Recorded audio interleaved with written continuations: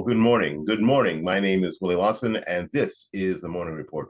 The Morning Report is a production of fightbackmedia.com, fightbackmedia.com, and fightbackmediatv.com. We are thrilled that you are here. We really appreciate you being here this morning. It is the 25th of October, 2022, in the year of our Lord.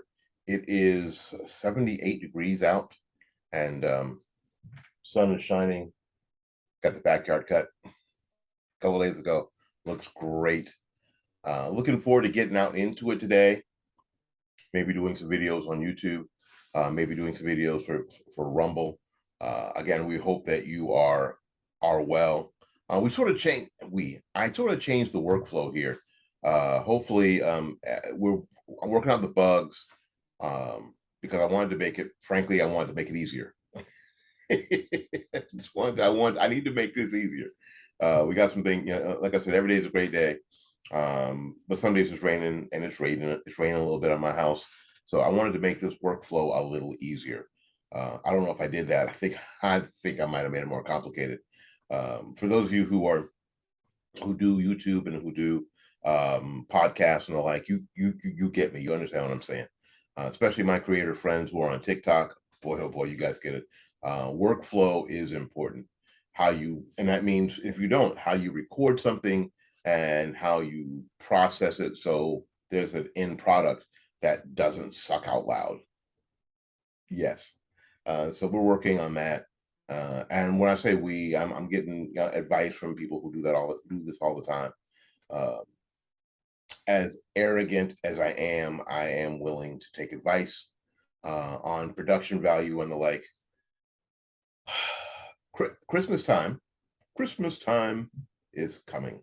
To keep that from happening, I am going to get a real live green screen. In using Zoom, we can do these backgrounds, which are very cool.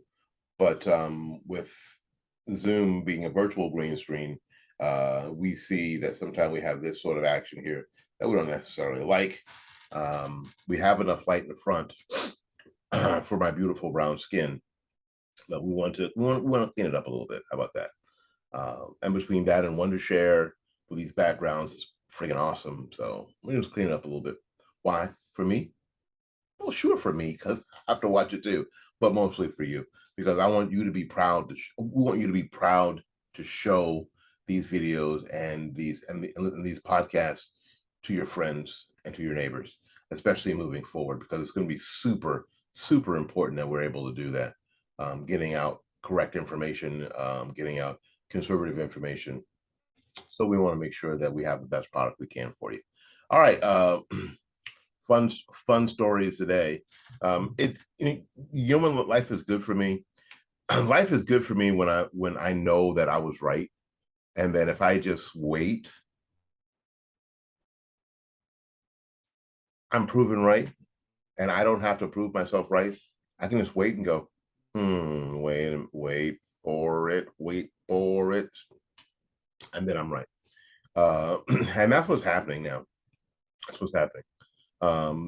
In a recent poll, most Americans do not want race to be a part of college admissions.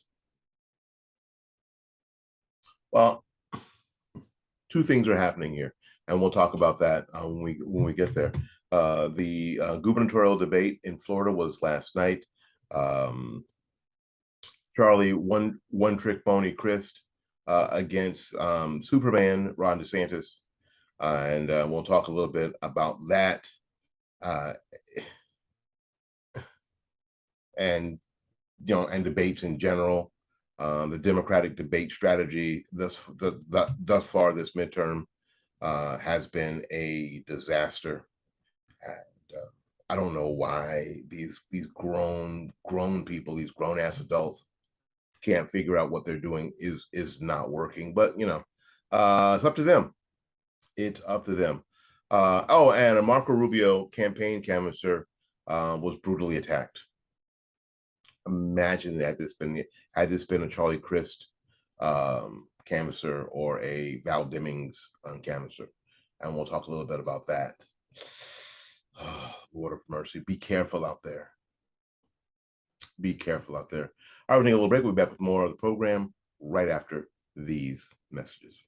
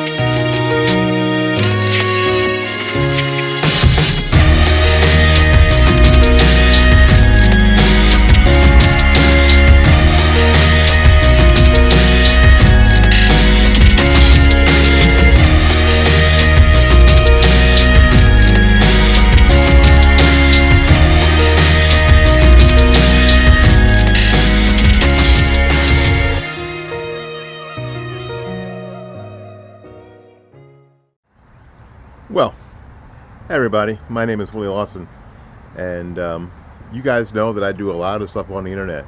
And you may think with what's happening on Twitter and what's happening on Facebook and what happened to Parler that the mainstream social media sources are really trying to rid themselves of conservative voices. And you'd be right. They most certainly are. But you know what? It isn't as bad as you think it is. It's worse. But there are people who are willing to be platformed for free speech. One of those places is freedomforum.website. Freedomforum.website. You can go there and speak your mind. So come join us. Enjoy the freedom. Enjoy the fun. If you are a true blue conservative, small businesses are near and dear to your heart. They are the lifeblood of our life and economy. I believe this, and that's why my florist is not a website or phone number. My florist is Blooming Days Flower Shop, Tampa's premier flower shop. At 11618 North Florida Avenue here in Tampa, Florida, and at 6835 State Road 54 in Newport Richey. Call Christine at 813-933-1942 and at 727-232-6900. She can also be reached on the web at www.bloomingdays.com.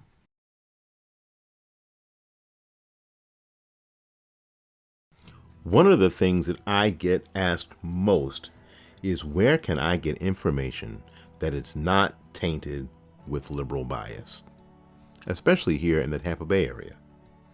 Well, now I have the answer. tbctampa.com, a website by and for Tampa area conservatives. Tampa's leading conservative voices speak freely at tbctampa.com. And you can too. So join the fun and enjoy the freedom at tbctampa.com.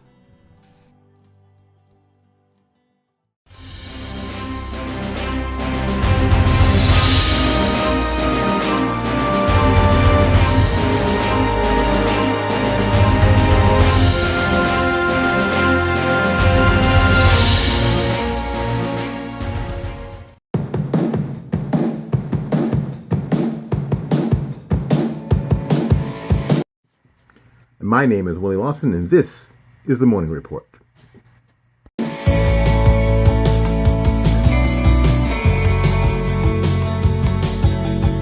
Again, welcome back to the Morning Report. Morning Report is a production of fightbackmedia.com, fightbackmedia.com, fightbackmedia.com, and fightbackmediatv.com. My name is Willie Lawson. It is October. Most high schoolers are looking forward to homecoming at this point, the end of the football season, and getting ready to go into, preparing for the end of their senior year, of course, which is going to come fast and furious. I'm telling you, parents, if you have not, if you have not experienced this or seen somebody else experiencing this, what seems like a long time until May is but a minute. It's but a vapor. It goes by so quickly. And I don't care what anybody says, like, your friends say about taking pictures. Take lots of pictures, take lots of videos, document these times with your kid, because you're only going to get to do it once, unless you have multiple kids. But they're only going to get to do it once, and it's going to happen a lot. There's going to be a lot tucked in to January through May, a lot. Before we make the decision to send our children off to these indoctrination centers. I mean, right now, I wish there was another way to put it, and I wish we could ignore that, but we can't. But we absolutely can't. We're sending our children away, and a lot of us are paying an exorbitant amount of money to have them come back in a year at Thanksgiving and tell you what a horrible family you are for the things that you've done and you believe in, and that has gotten them to the point where they're at enormous state university, ESU. I know, a Tank McNamara reference, and how terrible you are because some professor, maybe a professor, maybe a TA teaching their freshman English class has gotten into their heads. Yes, even your kid who was super involved in youth group at church is now considering atheism, and maybe the fact that maybe they're considering that they're actually transgender. That happens really fast too.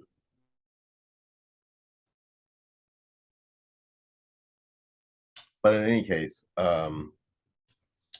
you'll be dealing with college admissions soon. And there has been this thought that college admissions should be based on race. That should be one of the contributing factors.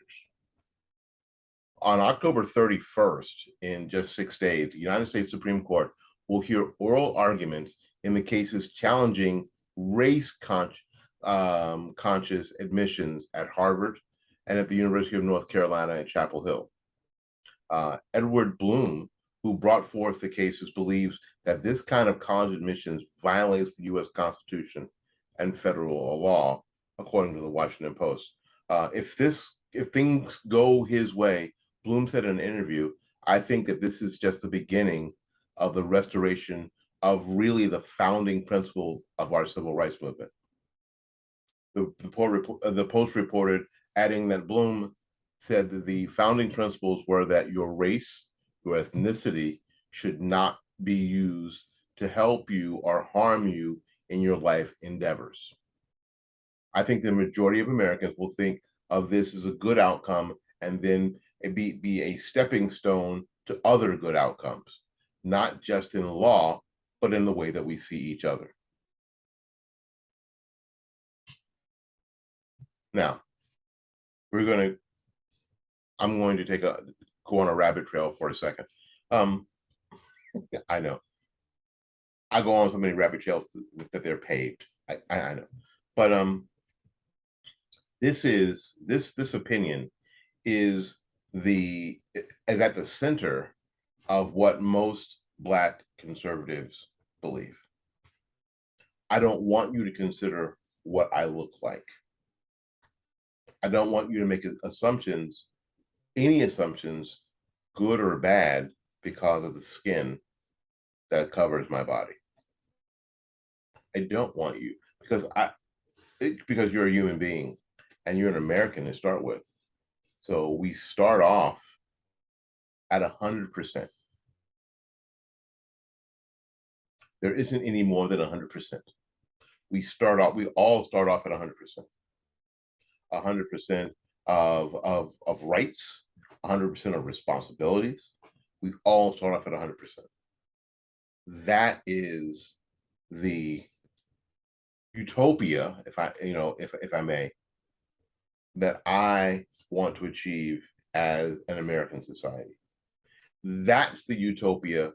That's the concept that brings people here on a daily basis to leave everything they know where they are, because it didn't matter if their skin was another color. It didn't matter if their facial features were Asian. It didn't matter if their facial features were Scandinavian. It didn't matter if their facial features were African. It didn't matter, because what we're trying to get to is that every American starts off at 100% and stays there unless they, you know, become a harm to the society in some way, shape, or form. The article goes on, more than 6 in 10 Americans support banning the consideration of race in college admissions. A new Washington Post Schar School poll revealed this week. And 64% of respondents think that it's good for schools to have programs designed to increase racial diversity on campus. My thought is that if you stop focusing on race, you will get a diverse campus. Now, what's diversity really mean? The idea that diversity should mean this. It should mean that your campus or your workplace or your sports team or whatever should reflect the balance of people who are in your country or in your region. So if you live in Atlanta that is predominantly Black, more than likely most of your employees, most of your sports teams, most of your everything will be predominantly Black, because that's where you live. And you are getting the best talent. If you live in America, most things, well, except for basketball teams, football team, athletic events, because of many reasons, will be predominantly white, because that's the predominant culture. And then there's between 11 to 13% Black, and then the others. That would be diversity. Now, if you try to manipulate that, that would be racism. If you try to manipulate that number, those natural numbers, that would be racism. Don't manipulate it. Just pick the best you got out of the pool of people who show up. Broken down, 63% of all U.S. adults surveyed said they would support the Supreme Court banning colleges and universities from considering a student's race and ethnicity. That became a really hard word to say when making decisions about student admissions. This includes 66% of white respondents, 47% of Black respondents, 60% of Hispanic respondents, and 65% of Asian and Pacific Islanders. Only Black people who responded feel that they're still owed something.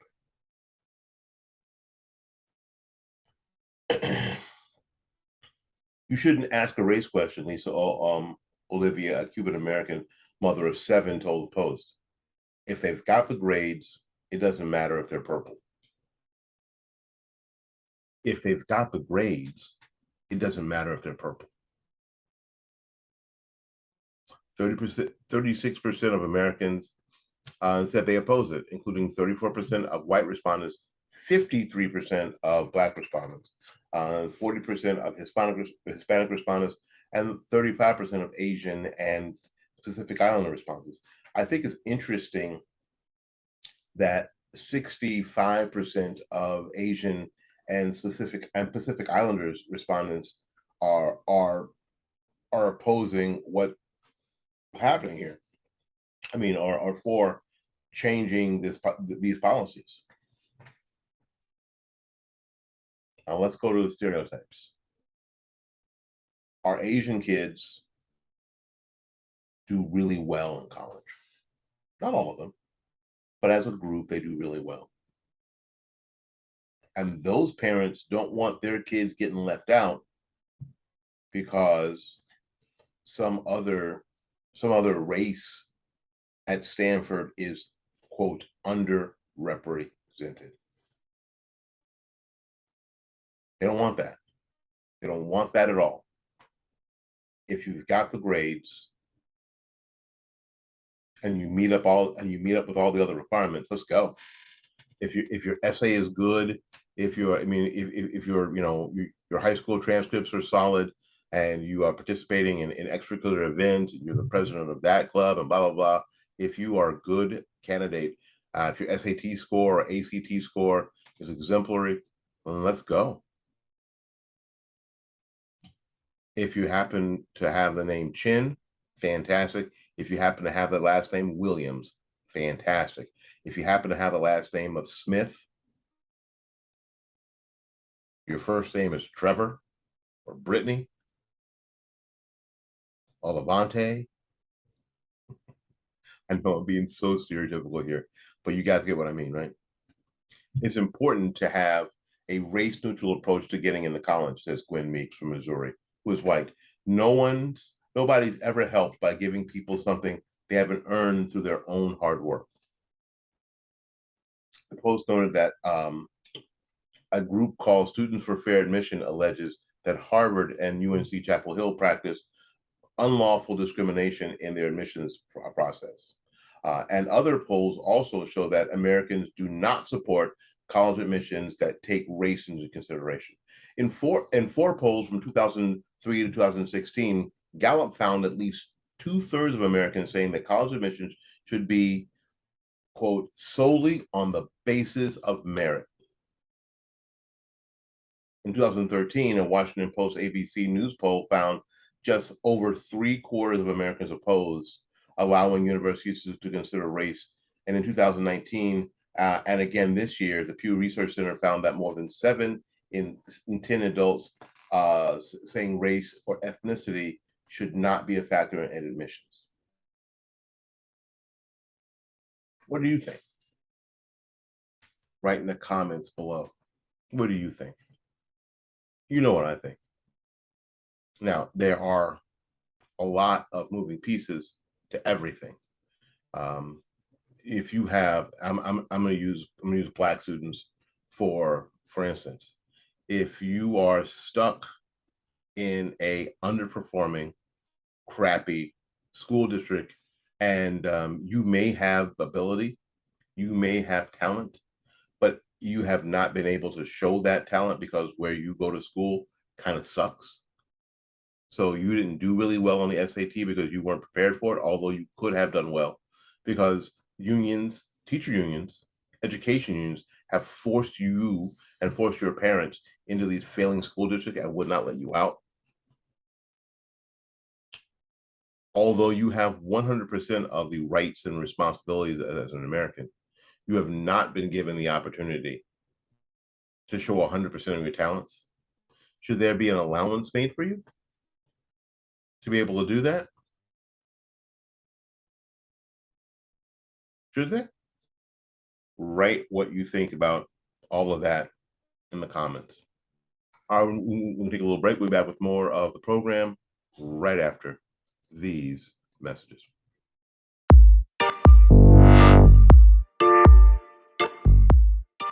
So is it okay now, because it was, during the Trump administration, it is okay to talk about the president's yeah. We talked about mental health elderly, so let's talk about this guy's mental health. The president's mental acuity, because there's sometimes where it seems to be lacking. Have you seen? Sometimes. Yeah, sometimes it's especially bad. I'm talking about sometimes it's like really bad. Like, have you seen the picture? I was told not to take any questions. I was told not to take any questions. They're going to be mad at me. They're going to be mad at me. Mr. President, are you the president, or were you 5? You see what I want? See, the next question is, excuse me, Mr. President. I was told to call on what you call it for NBC. Who's telling you to call on? That's the question that we ought to be asking. Who's telling you this? I don't understand why nobody won't ask that question. Is Jen Psaki actually the president? Who's telling you to call on these people in the media? Is Jen Psaki actually the president? Probably so.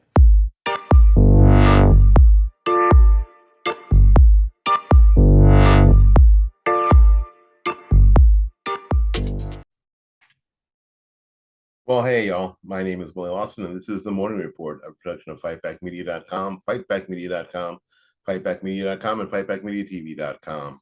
My name is Willie Lawson. I trust that you are well today. It is again October 25th, 2022, in the year of our Lord, and the beard is looking better. My barber and I, Emerson Tillman at Tillman Barber, and here in Tampa, over on 40th Street, just south of Bush Boulevard. If you're local and watching, Emerson is the man. Always gets me right here, and we've been working on the Santa beard, and it's getting there. It's getting there. You know, here it's funny. The hair on your chin goes all the way down. You know, all the way down to your knees, and the hair on the side is like maybe not. So we got a few more weeks to see how this plays out. We may have to add some fake beard to it to have it be more, but we'll see. We will see. We're working on it. We're working on it. So if you guys in the local area are looking for someone who wants to play Black Santa, come here, come here. It's so good to see you. How are you? Yes. I'll be happy to, and I'll even do it for snacks. Again, my name is Willie Lawson. We trust you are well today. I mentioned earlier that it is fantastic sometimes when you're proven right and you don't have to prove yourself right. The change in Georgia, the Georgia election laws,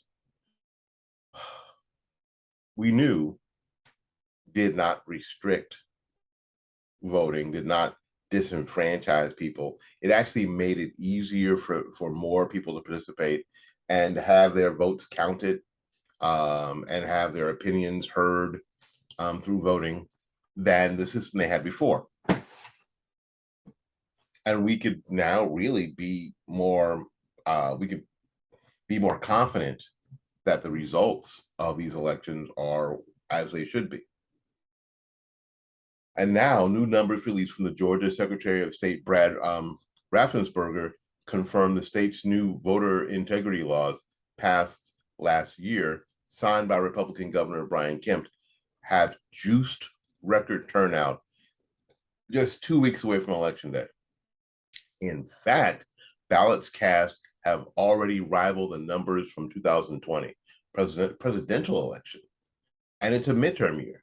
So they've got as many people voting in the midterm as they did in the 2020 election year. That doesn't happen. Georgia voters continue to hit record-breaking turnouts on the first mandatory Saturday of early voting. They've got early voting days on a Saturday, a weekend day. How is that making it more difficult? We knew it wasn't. All we had to do was let it play out. As of Sunday morning, approximately 740,000 Georgia voters had cast their ballots during in-person voting, and a whopping 79,682 showing up on Saturday, October 22nd. Saturday's total marks an astounding 159% increase from day 6 in the 2018 midterm. Almost twice. Getting in on twice the amount of people compared to the last midterm. Early voting and shattered the turnout records of day 6 early voting in 2020 presidential election by 20%. Raffensperger's office released. Georgia has a record early voting turnout since the first day of early voting this year, surging to nearly twice the number of the first day of early voting in 2018. What you try to do is you try to compare apples to apples. You try to compare presidential cycles to presidential cycles and midterm cycles to midterm cycles. That's why we're going back to 2018. Totals have remained within striking distance of the 2020 presidential election turnout. And they have shattered previous midterm turnouts records by 50% or greater during every day of early voting this week. That is amazing. The numbers confirm early totals put out by Raffensperger's office last week. Your girl, Stacey Abrams, has repeatedly claimed that the new voter integrity laws should suppress voters, that would suppress voters. In fact, her claims of Jim Crow 2.0, you remember the MLB, Major League Baseball, moved their game out of Chocolate City, full of Black people, full of Black-owned businesses in Atlanta, waiting to make that money, and they moved their game to the whitest city in America, Denver, Colorado. And all of us sat here going, what the hell? Really? Really? We said that this would be good. It just had to play out. And it's not even good. It's great. What's not great, and I don't want to spend a lot of time on this because it makes me kind of sad, really. In our house, I know, well, in our house, we don't talk about this subject like a lot of you talk about this subject. In 2019 and 2020, when it was obvious that Joe Biden was going to be the Democrat nominee for president, we at my house, my family, we were like, golly, I hope not. And this was before we talked about policies.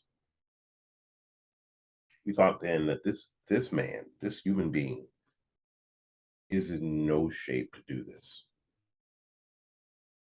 He is not in a physical, he's not in the physical shape to do this. He's not in a mental shape to do this.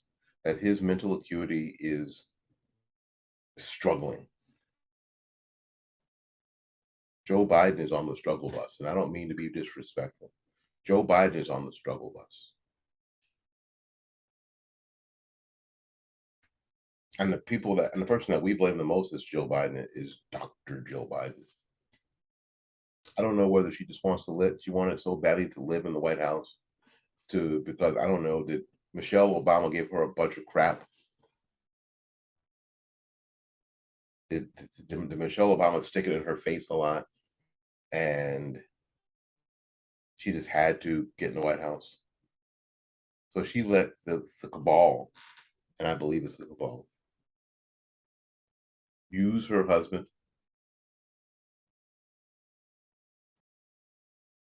in this horrible way. Apparently, there was a ceremony for a I'll mention that guy's name because that's cool. The groundskeeper, Dale Haney, he's the chief White House groundskeeper. He celebrated 50 years of service of taking care of the White House lawn. He's also been responsible for walking the dogs of the first family. So he walked Bo, and he walked all the other dogs that you saw. I don't think he walked Socks, because Socks was a cat. Couldn't cat. That was Chelsea's cat. I think we'll do that. I think I want to go through and find out all the White House pets for the past 50 years. But Dale Haney, and if you've been to the White House, or if you've been past the White House in Washington, that place is on point. That place is on point. That yard, that property is on point all the time. And this is thanks to Dale Haney. In any case, they went out and they planted an elm tree in his honor today. And the president seemed to be struggling with finding his way back to the White House. We're going to try to put that video up. frankly, this is not. It's not a good thing. It's not a good thing because this sort of means to me that Joe Biden's not in charge of anything, folks, and we don't know who is. We don't know who is. That bothers me greatly. What doesn't bother me greatly is I have a breaking story that a judge has struck down the New York City. Let me hang on a second. Let me. Yeah, there we go. A judge has struck down a New York City vaccine mandate for all city workers. Now, when you say the word on YouTube, you immediately will at least get a little notice under the video directing you towards the CDC website, and that's fine. And that's fine. Do that. But this is just a new. I want to put this out there because I've had videos taken down because of this kind of thing. I am relating a news story that is true. This is not fake news. This is true. A New York Supreme Court judge on Monday struck down New York City's vaccine mandate for all city workers, finding the rule to be unconstitutional, arbitrary, and capricious. Attorney Chad La Viglia, there he is, these names, who announced the verdict outside the Richmond County Courthouse, said that the mandate was now null and void. So we just defeated the vaccine mandate for every single city employee, not just sanitation. He said in a video on Twitter, on the Twitter account NYC for yourself. The ruling strikes down the mandate that saw over 2,000 city workers fired for not getting the COVID-19 vaccine. The ruling extends to all public workers, including the New York City workers, New York City Fire Department, Police Department, and the Department of Corrections. For all these brave men and women who have been our first responders and have been brave through all of this are now free. You should be able to go back to work. Now, will they? Will they be able to go back to work?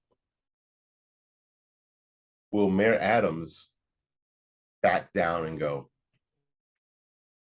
or will there be more lawsuits? There was a story a couple of days ago, in this last week, that basically his administration, people in the administration were found saying, "Hey, listen, they didn't follow the rules and they got fired. Why should we?" They got fired. They fired them or they quit. Why should we be hiring them? Because you kind of need New York. You kind of need the experienced people in the fire department. You kind of need the experienced people in the Department of Corrections. You kind of need the experienced people on the NYPD. You do. Eric Adams, will you swallow your pride? Will you follow the law? Will you follow the law? A judge has struck down your mandate as being illegal, as being unconstitutional. Will you follow the law? You think you will? Write it down in the comments, please. Please write it down in the comments. I'd love to hear your opinion about it, whether this is on Rumble or on YouTube. Please write it down in the comments. All right. We're going to take a little break and we're going to finish up with a story about my boy Ron DeSantis. You gotta love this. You have to love it. You have to love it. We'll be right back.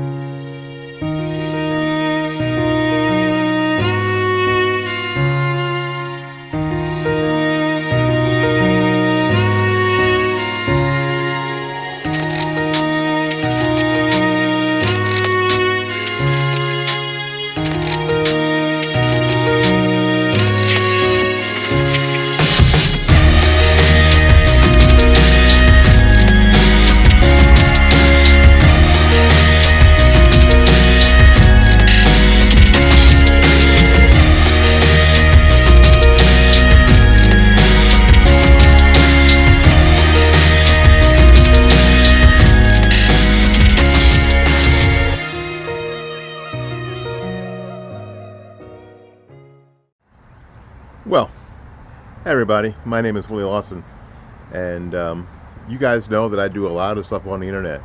And you may think with what's happening on Twitter and what's happening on Facebook and what happened to Parler that the mainstream social media sources are really trying to rid themselves of conservative voices. And you'd be right. They most certainly are. Um, but you know what? It isn't as bad as you think it is. It's worse. But there are people who are willing to be platformed for free speech. One of those one of those places is freedomforum.website. Freedomforum.website. You can go there and speak your mind. So come join us. Enjoy the freedom. Enjoy the fun. If you are a true blue conservative, small businesses are near and dear to your heart. They are the lifeblood of our life and economy. I believe this, and that's why my florist is not a website or phone number. My florist is Blooming Days Flower Shop, Tampa's premier flower shop. At 11618 North Florida Avenue here in Tampa, Florida, and at 6835 State Road 54 in Newport Richey. Call Christine at 813-933-1942 and at 727-232-6900. She can also be reached on the web at www.bloomingdays.com.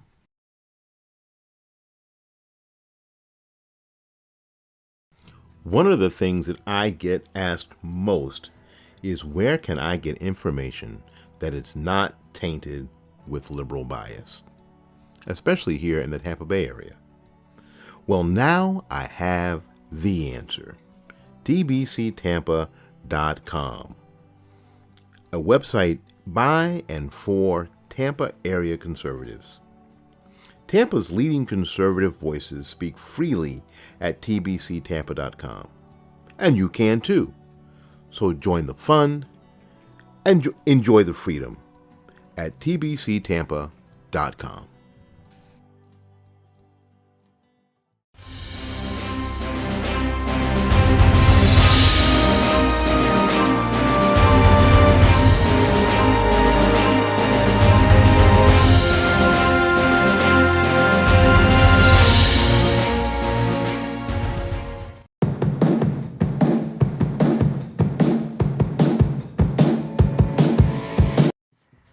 My name is Willie Lawson, and this is the Morning Report.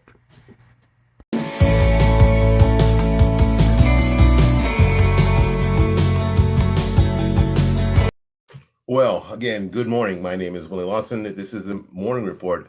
Production of fightbackmedia.com, fightbackmedia.com, fightbackmedia.com, and fightbackmediatv.com.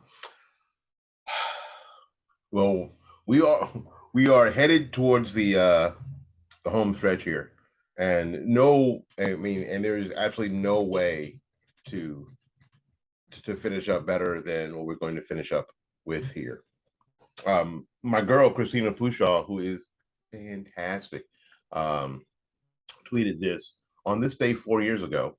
Florida choice for governor in a CNN poll had Andrew Gillum up 54 percentage points to 42 percentage points over Ron DeSantis. My wife and I talked about this a few minutes ago and was like, talk about dodging a bullet. I mean, we didn't dodge a bullet. We dodged a nuclear explosion. How different Florida would have been, especially over the past 3 years. Absolutely amazing. Absolutely amazing. But a new poll has come out that Ron DeSantis leads in Florida by 7 points. Oh, no, not total. It's more than that. It's double digits. But he leads by 7 points among Hispanics. Mm-hmm. So when we first saw the tweets and headlines about this particular poll, we didn't understand why people were sharing it so eagerly. So what if DeSantis is only ahead by 7 points? If anything, that will be something well, given that he's held double-digit leads advantages over Charlie Crist in the 4 recent statewide surveys. And after last night, still does. Then it clicked. He's not ahead by 7 overall. With these numbers, his lead among Hispanics specifically. This is a tweet by Guy Benson that shows an NBC News headline. Florida Hispanic voters back DeSantis over Crist, support Martha's Vineyard migrant flights. A new Telemundo LX news poll shows that DeSantis' job approval rating is in the positive territory, and that he earned his highest marks for the way that he handled Hurricane Ian. Democrat strategists were hoping that Ian would be a disaster, and that there would be more deaths, that there would be more destruction, and there would be more chaos. There weren't. Crist tried to push that idea that the governor should have evacuated Lee and Collier County sooner. Well, the fact of the matter is that Charlie Crist is a liar, a very dishonest individual, because having been governor of the state of Florida, he knows that that's not how the system works, and that is not how it works best. Local, and for you who are watching this who don't know, you can share this part with your friends. Evacuation orders are given out by the local emergency authorities. A lot of times when these storms come so close, this is one of those paved rabbit trails I talked about earlier. When these storms come so close to the shore of the state, they can suddenly, within a matter of hours, move off the prescribed course. So if you are watching this storm on the Weather Channel, and now you are a hurricane expert, you have to admit that the track that the storm was supposed to take was actually through my living room. And then in a matter of hours, the storm made a hard right through Lee and Collier County. That's how these storms work. That's how they go. 5 years ago, Charlie, the same thing. That's how these storms go. You just don't know what they're going to do. Local officials, that's why local officials are in charge. So to say that DeSantis should have done this or has not done that as far as evacuations go is bollocks. I learned that word from a guest at my other job. Bollocks. They're from the UK. Bollocks. Complete and total bollocks. Crist knows better too. This is from the story. Overall, DeSantis leads Crist 51 to 44% statewide. Among those voters, and 56% approve of the job that the governor is doing, compared to 41 who don't. The survey conducted by the Mason-Dixon polling strategy. The polling and strategy found that DeSantis lost Hispanic voters by 10 percentage points when he was elected in 2018. Exit poll shows, and if he wins them on November 8th, it would all but ensure his victory in the state where Democrats traditionally need to rely on solid support from Hispanic and Black voters to overcome Republican advantages with white voters. Florida Latinos have shifted rightward since 2018. The Martha's Vineyard flights resulted in widespread condemnation amongst people who don't matter, lawsuits amongst people who don't matter. I'm adding my commentary here. Lawsuits, again, from people who don't matter. Questions about the contract and DeSantis' reported use of migrant labor to coordinate the effort Not true. And a Texas criminal investigation over whether the migrants were criminally misled. They were not. DeSantis hasn't undertaken any more migrant relocation flights because we've been busy. We had a hurricane, and Biden has changed his border policy concerning the Venezuelans. Amid all the controversy, Florida Hispanics side with the governor on the Martha's Vineyard flight, with 50% in favor and 43% opposed to the relocation, according to the poll. Independents joined the Republicans in lending major support to the governor's issue, to the governor on the issue, while Democrats were opposed. Surprise, surprise. Support for DeSantis's migrant relocation move was the strongest among Hispanic immigrants. Those born outside of the United States favor the policy 52 to 41%, according to the poll. Those born in the United States were almost equally divided, with 49 in favor and 45 opposed. DeSantis had run 10 times more TV ads in Spanish than Christ, who's trailing DeSantis overall in the polls and total ad spending. Yes, because DeSantis has a rather large war chest. He does. It is and Chris is at a huge financial disadvantage in the race. Chris Soule's Spanish language TV ad, tracked by Ad Impact, features his running mate Carla Hernandez Matz, the president of the teachers union in Miami-Dade County. They are running Deputy Dog against Superman here in the state of Florida. It's not surprising. It's not surprising. If you live here and you pay attention, this is not surprising. This shouldn't even be close. This election should be called by 8:30 on Tuesday, November 8th. Now, it won't be. It should be called by 8:30. Polls at 7. 90 minutes later, this should be over. And we should be able to move on with life. My prediction is that this will go on till late, maybe 11, 12. And the Val Demings Marco Rubio election will take days. Days. I'm not going to speculate here on this video why. Just it'll take days. See, you're not going to be able to sucker me into that, YouTube. Sorry. But the governor's race should be over by 8:30. And actually, because the senatorial race is a smaller sampling, it should be over about the same amount of time, but it won't be. It won't be. Days.